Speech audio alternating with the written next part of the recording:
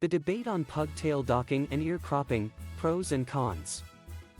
Pug-tail docking and ear cropping, pros and cons. Pug-tail docking and ear cropping have been a topic of debate for many years. While some argue that it is necessary for health and aesthetic reasons, others believe it is an unnecessary and cruel practice. In this article, we will explore the pros and cons of pug-tail docking and ear cropping. First, let's discuss tail docking. Tail docking is the removal of a puppy's tail shortly after birth. This practice is most commonly done for breed standards or to prevent future tail injuries. Proponents of tail docking argue that it helps prevent tail injuries, such as broken tails or tail biting, in adult dogs. They also believe that docking the tail enhances the breed's overall appearance and conforms to breed standards. On the other hand, opponents of tail docking argue that it is an unnecessary and painful procedure. Many countries have banned tail docking, citing the lack of scientific evidence supporting its benefits.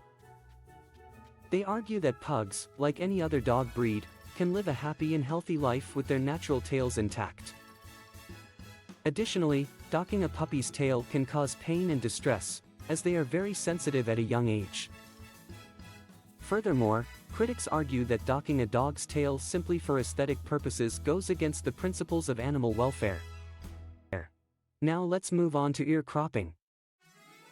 Ear cropping is the surgical reshaping of a dog's ears to give them an upright appearance. This practice is also done for breed standards and aesthetics. Supporters of ear cropping argue that it helps prevent ear infections, as the upright ears allow for better air circulation. They also believe that it enhances the breed's overall appearance and maintains breed standards. Opponents of ear cropping argue that it is a painful and unnecessary procedure. Many countries have also banned ear cropping for similar reasons as tail docking. They believe that dogs can live a healthy life with their natural ears and that the procedure can lead to complications such as infections, scarring, and chronic pain. Critics also argue that ear cropping solely for aesthetic purposes goes against the principles of animal welfare.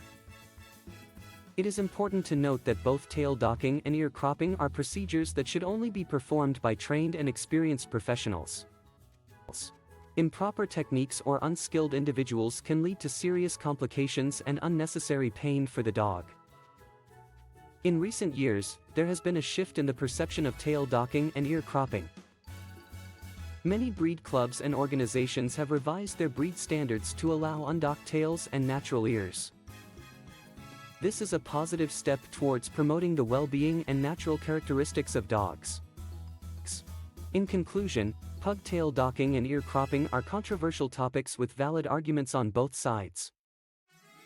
While some argue that they are necessary for health and breed standards, others believe they are unnecessary and cruel.